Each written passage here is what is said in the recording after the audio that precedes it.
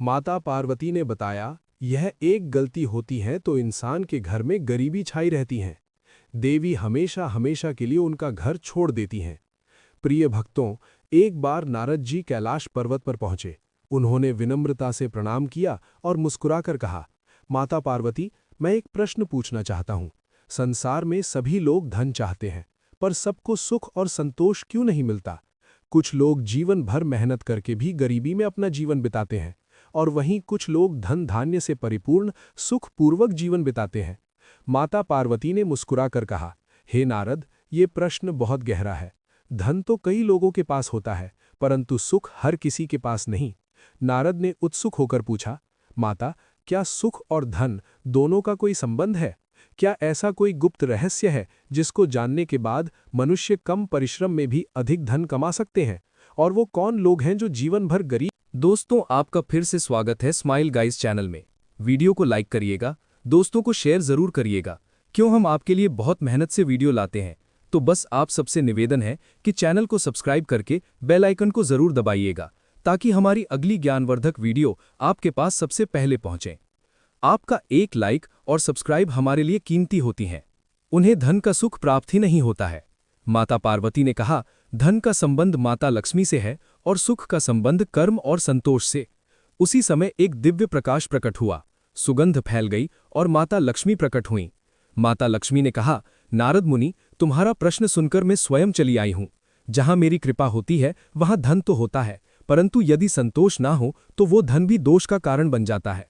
नारद ने विनम्रता से कहा, माता, क्या इसका अर्थ ये है कि धन और संतोष दोनों को साथ रखना चाहिए? और क्या कुछ ऐसे गलती हैं जिनको मनुष्य जीवन भर जाने अनजाने करता है और गरीबी में पैदा होकर गरीबी जीवन जीकर अंत में गरीब ही मर जाता है? माता लक्ष्मी ने मधुर स्वर में कहा, नारद, तुम्हारा ये प्रश्न बहुत महत्वपूर्ण है। धन तो मैं सभी को देती हूं, परंतु कुछ लोग उसे संभाल नहीं पाते। गरीबी केवल कर्म से नहीं आती, वो मनुष्य के स्वभाव और आचरण से भी आती है। माता पार्वती ने गंभीर स्वर में कहा, सही कहा बहन लक्ष्मी, कुछ लोग अपनी असफलता का कारण दूसरों को मानते हैं, परंतु सच्चाई ये है कि उनकी ही आदतें उन्हें दरिद्र बना देती हैं। दोस्तों, आपका फिर से स्वागत है स्माइल गाइस चैनल। नारद ने विनम्रता से पूछा, हे देवी, कृपा कर विस्तार से बताइए, कौन सी आदतें व्यक्ति को गरीब बनाती हैं? माता लक्ष्मी ने कहा, हे नारद, आज मैं तुम्हें अपने एक ऐसे भक्त की कथा सुनाती हूं जिसमें धन, पुण्य और सच्चे सुख का रहस्य विस्तार से छुपा है। और वे रहस्य हैं जिनसे ये होगा कि वो कौन से लोग हैं जो हमेशा गरीब ही रहते हैं। नारद ने आदरपूर्वक कहा, हे माते, मैं अत्यंत उत्सुक हूं, कृपा कर वे कथा विस्तार से सुनाइए। माता लक्ष्मी ने कहा, हे नारद, आज मैं तुम्हें एक ऐसे परिवार की कथा सुनाती हूं जो धन, मान और संस्कार तीनों से संपन्न था। उनके घर में किसी चीज की कमी नहीं थी, फिर भी उस घर में एक परीक्षा आने वाली थी। नारद ने जिज्ञासापूर्वक पूछा, हे माते, कृपा कर बताइए, वो कैसा परिवार था? माता लक्ष्मी ने कहा, वो एक अत्यंत संपन्न परिवार था। घर के अधेड़ उम्र के माता पिता श्रद्धालु, धर्मपरायण और विनम्र स्वभाव के थे। उनके 4 पुत्र और 2 पुत्रियां थीं, सभी शिक्षित, संस्कारी और आज्ञाकारी। 2 बड़े पुत्रों की शादी हो चुकी थी और दोनों बहुएं भी पतिव्रता, शालीन और सेवा भाव से युक्त थीं।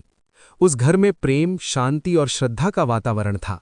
माता लक्ष्मी ने कहा, हे नारद, वही परिवार जिसे मैंने पहले बताया था, वो केवल धनवान ही नहीं बल्कि अत्यंत भक्तिपरायण भी था। हर सुबह जब सूर्य उदय होता तो पूरा परिवार जाग जाता था। सभी एक साथ स्नान करते, स्वच्छ वस्त्र धारण करते और फिर आंगन में खड़े होकर सूर्यदेव को अर्घ्य अर्पित करते। माता पार्वती ने मुस्कुराकर कहा, ऐसे परिवार दुर्लभ होते हैं जो समृद्धि के बीच भी ईश्वर को न भूलें। माता लक्ष्मी ने कहा, हाँ पार्वती। फिर वे तुलसी माता को जल चढ़ाते, सुगंधित दीप जलाते और तुलसी के चारों ओर परिक्रमा करते। उसके बाद पूरा परिवार एक साथ बैठकर मेरी पूजा करता। वे आरती गाते थे, जय जय लक्ष्मी माता, तुमको निश अदिन ध्याता। आरती के बाद सभी मेरे चरणों में प्रणाम करते और तभी अपनी दिनचर्या प्रारंभ करते। नारद ने प्रसन्न होकर कहा, हे माते, ये तो अत्यंत पवित्र परिवार प्रतीक होता है। जहां भक्ति और अनुशासन साथ हों वहां आप स्वयं बसती होंगी। माता लक्ष्मी ने कोमल स्वर में कहा, सही कहा नारद, मैं उसी घर में स्थायी रूप से रहती हूं जहां सूर्योदय के साथ भक्ति का आरंभ और रात के अंत में कृतज्ञता का स्मरण होता है। ऐसे घर में ना कोई भय रहता है, ना अभाव। माता पार्वती ने कहा, और जहां परिवार एक साथ पूजा करे, वहां केवल धन ही नहीं, एकता और प्रेम का आशीर्वाद भी मिलता है। क्योंकि भक्ति केवल देवताओं के लिए नहीं, वो एक दूसरे के प्रति सम्मान का भी प्रतीक है। नारद ने विनम्रता से पूछा, हे देवी, कृपा कर विस्तार से बताइए, कौन सी आदतें व्यक्ति को। माता लक्ष्मी ने कहा, हे नारद, उस परिवार में वर्षों तक शांति, प्रेम और तालमेल बना रहा। सभी में आपसी सहयोग, गहरा विश्वास और स्नेह था। हर कार्य मिलजुल कर किया जाता था और किसी को भी अपने से अलग नहीं समझा जाता था। सारा परिवार जैसे एक आत्मा और अनेक शरीर था। नारद ने प्रसन्न होकर कहा, माथे, ये तो आदर्श परिवार लगता है। जहां प्रेम और एकता हो, वहां आप स्वयं निवास करती हैं। माता लक्ष्मी ने मुस्कुराते हुए कहा, सही कहा नारद, परंतु समय के साथ परिवर्तन स्वाभाविक है। कुछ वर्षों बाद उस परिवार के 2 छोटे पुत्रों की भी शादी हो गई। घर में 2 नई बहुएं आईं, जो शिक्षित थीं, सभ्य थीं, पर सोच थोड़ी आधुनिक थी। वे समय के साथ चलने वाली, आत्मनिर्भर और नए विचारों की थीं। माता पार्वती ने जिज्ञासापूर्वक पूछा, तो क्या उनके आने से घर का माहौल बदल गया लक्ष्मी? माता लक्ष्मी ने कहा, हाँ पार्वती, परिवर्तन धीरे धीरे आने लगा। नई बहुएं अपने संस्कारों से विमुख नहीं थीं, परंतु उन्हें पुराने रीति रिवाज कुछ रूढ़ जैसे लगने लगे। वे पूजा पाठ में कम समय देने लगीं और घर की बड़ी बहुओं के नियमों से असहमत रहने लगीं। नारद ने पूछा, माथे, क्या घर में कलह उत्पन्न हो गया? माता लक्ष्मी ने गंभीर स्वर में कहा, कलह नहीं, पर मनमुटाव अवश्य। बड़ी बहुएं कहतीं, हमारे घर में यही परंपरा है, और नई बहुएं कहतीं, अब जमाना बदल गया है। धीरे धीरे घर में वो पुरानी एकता कमजोर होने लगी।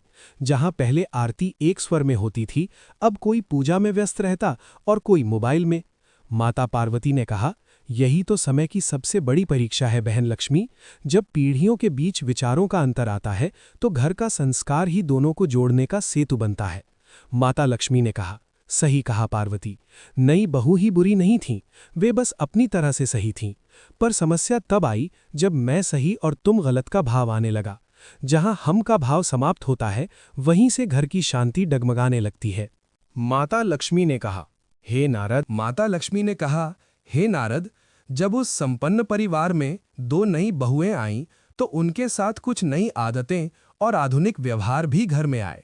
शुरुआत में मैंने सोचा कि समय का परिवर्तन है, पर धीरे धीरे मैंने देखा उनमें कुछ कर्म ऐसे हैं जो मुझे कदापि पसंद नहीं आए, और वही आदतें मनुष्य को धीरे धीरे गरीबी की ओर ले जाती हैं। नारद ने आश्चर्य से पूछा, हे माथे, क्या वे बहुएं ही आपका अनादर करती थीं? माता लक्ष्मी ने कहा, नहीं नारद, वे असम्मान नहीं करती थीं, परंतु अनजाने में ऐसे कर्म करने लगीं जो मेरे सिद्धांतों के विपरीत थे। जैसे वे सुबह देर तक सोतीं, घर के मंदिर की साफ सफाई ना करतीं और कई बार तुलसी को जल अर्पण करना भूल जातीं। माता पार्वती ने कहा, ये तो आज के समय में बहुत सामान्य हो गया है लक्ष्मी। लोग सोचते हैं कि पूजा पाठ तो बुजुर्गों का काम है। माता लक्ष्मी ने गंभीर स्वर में कहा, यही भूल है पार्वती। भक्ति केवल उम्र का नहीं, बल्कि मन के संस्कारों का कार्य है। जो घर सुबह के पहले प्रकाश में आरती नहीं करता, वहां धीरे धीरे मेरा प्रकाश मंद होने लगता है। क्योंकि जहां स्नान से पहले मोबाइल और ईश्वर से पहले दिखावा आ जाए, वहां लक्ष्मी का स्थायी वास नहीं रहता। नारद ने पूछा, हे देवी, क्या केवल पूजा पाठ में लापरवाही ही गरीबी का कारण है? माता लक्ष्मी ने कहा, नहीं नारद, केवल यही नहीं, कुछ आदतें ऐसी हैं जो धीरे धीरे समृद्ध घरों को भी दरिद्र बना देती हैं। जैसे जो व्यक्ति भोजन की बर्बादी करता है, जो जल बिना आवश्यकता के बहाता है, जो कपड़ों, वस्त्रों या धन का दिखावा करता है, जो कभी दान नहीं करता और जो माता पिता या बड़ों के चरण नहीं छूता, उसके घर से मेरा आशीर्वाद धीरे धीरे कम हो जाता है। माता पार्वती ने सहमति में कहा, सही कहा बहन लक्ष्मी, धन का दुरुपयोग और अपव्यय यही गरीबी की पहली सीढ़ी है। माता लक्ष्मी ने कहा, हे नारद, जब सम्मान घटता है तो समृद्धि स्वयं चली जाती है। माता लक्ष्मी ने आगे कहा, नई बहुएं फैशन पर अधिक ध्यान देने लगीं, भोजन से अधिक दिखावे पर समय देने लगीं। वे कहती, आज की दुनिया में आधुनिकता जरूरी है, पर भूल गईं कि आधुनिकता तब तक सुंदर है जब तक वो संस्कार के साथ जुड़ी हो। संस्कार के बिना आधुनिकता अहंकार बन जाती है। नारद ने गंभीर स्वर में कहा, हे देवी, तो क्या आप उस परिवार से चली गईं? माता लक्ष्मी ने कहा, नहीं नारद, मैं तुरंत नहीं जाती, पहले मैं संकेत देती हूँ। घर में अनावश्यक खर्च बढ़ जाता है, बीमारियां आने लगती हैं, शांति चली जाती है और फिर धीरे धीरे समृद्धि भी कम होने लगती है। ये मेरा मौन संकेत होता है कि अपनी आदतें सुधारो। माता पार्वती ने कहा, लोग समझ नहीं पाते कि देवी लक्ष्मी क्रोधित होकर नहीं बल्कि सिखाने के लिए दूर जाती हैं।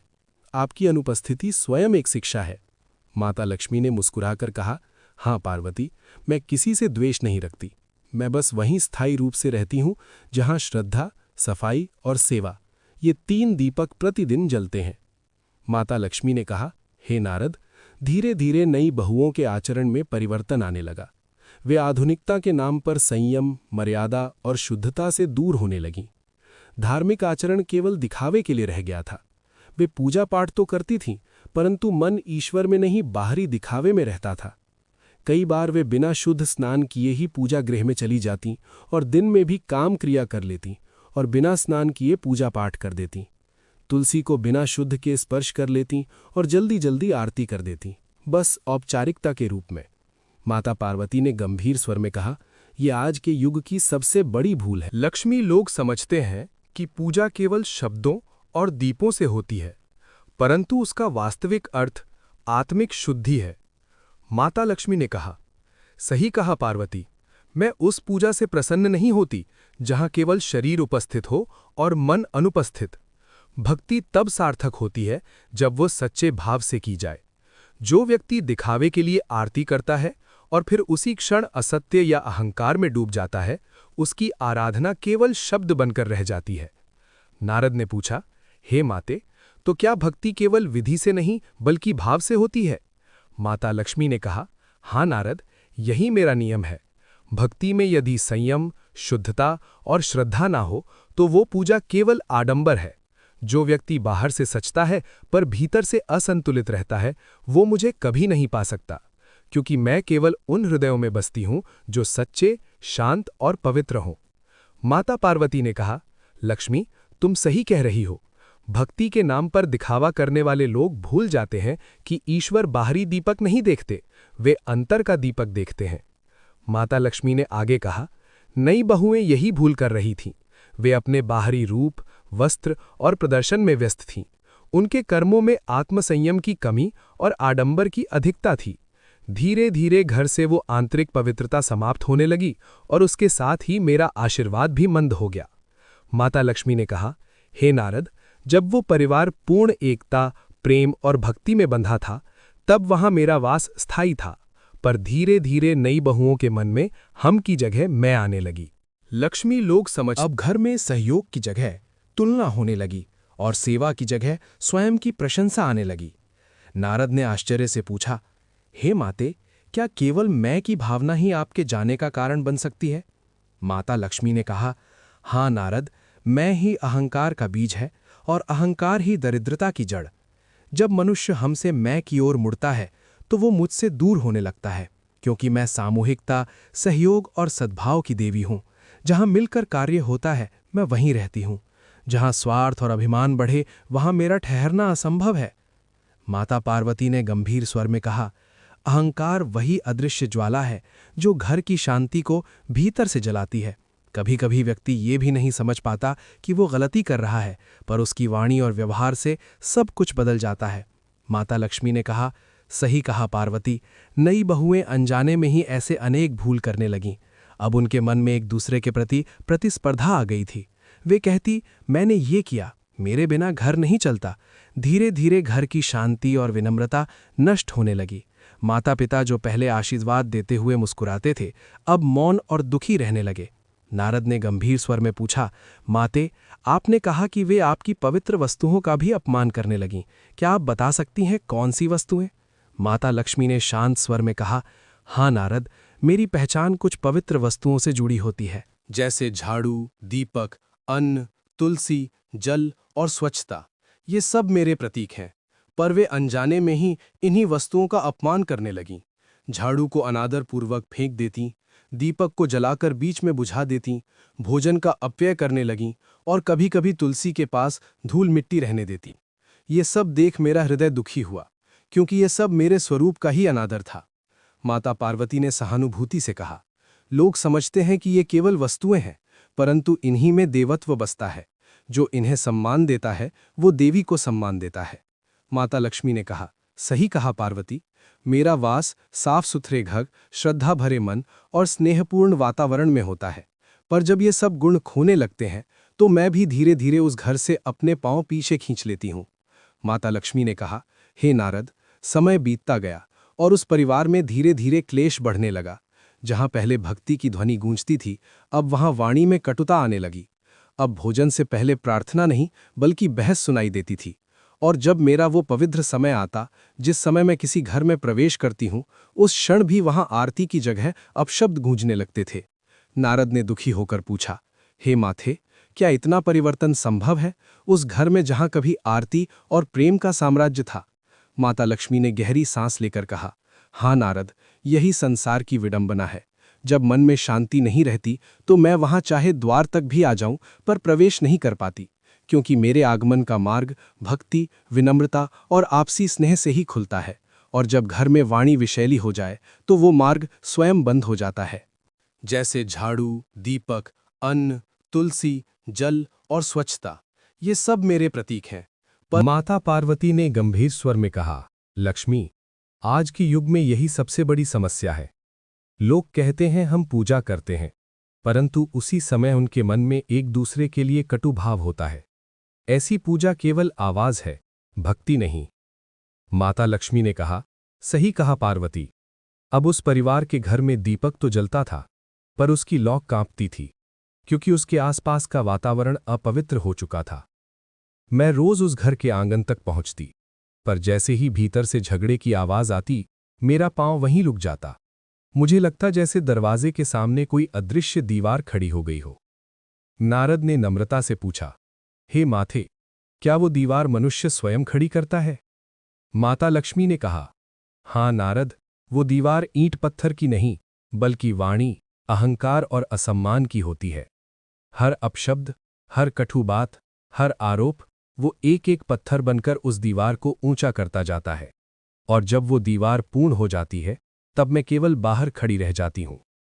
माता पार्वती ने दुख भरे स्वर में कहा, सच है, जहां घर के सदस्य एक दूसरे के लिए शुभ वचन न बोले, वहां देवता भी रुकते नहीं, क्योंकि देवत्व केवल भक्ति से नहीं, मधुरता और करुणा से भी उत्पन्न होता है। माता लक्ष्मी ने कहा, वहां पहले आरती के समय भक्ति गीत गूंजते थे, पर अब उसी समय तकरार होती। जहां तुलसी को जल चढ़ाया जाता था, अब वहां मौन और उपेक्षा थी। ये देखकर मेरा हृदय व्यथित हुआ, क्योंकि मैं जिस क्षण प्रवेश करना चाहती थी, उसी क्षण घर का वातावरण मेरे विरुद्ध हो जाता था। घर में खुश, शांति, समृद्धि की कामना करते हैं तो आपको मां लक्ष्मी सौगंध। भक्तों, वीडियो को लाइक करिएगा, दोस्तों को शेयर जरूर करिएगा, क्यों हम आपके लिए बहुत मेहनत से वीडियो लाते हैं। तो बस आप सबसे निवेदन है कि चैनल को सब्सक्राइब करके बेल आइकन को जरूर दबाइएगा, ताकि हमारी अगली ज्ञानवर्धक